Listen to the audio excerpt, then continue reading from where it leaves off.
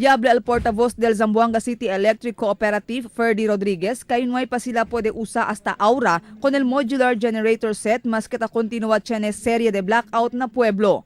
Según con Rodriguez, una vez pa lang sila ya pwede opera con este mga modular generator set y cuando ya prueba sila funciona con para man synchronize na linya del NGCP.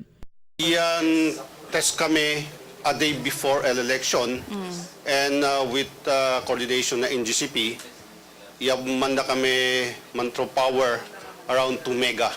So todo kang modular genset, man allocate 250 kilowatts each modular para man-come up 2 mega. So yapal kami man synchronize with NGCP and yan provide power ng mga consumer. Pero ya se klaro si Rodriguez kay preparaw ipwede ya usa con el mga genset maski cosa ora necesita usa con Chenya según go signal kanila el NGCP para usa con el mga genset. Ay usa según sila con mga equipo si falta tadale supply de kuryente na syudad LDE la mga power provider. If and when chita shortage of power or yet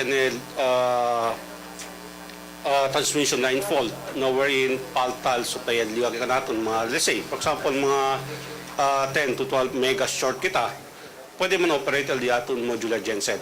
Ya puede adquirir el Samselco con el mga modular genset na cantidad de más de 300 millones de peso por medio del programa del Department of Energy. Tadale loan el DOE con el mga electric cooperative na país quien quiere comprar genset.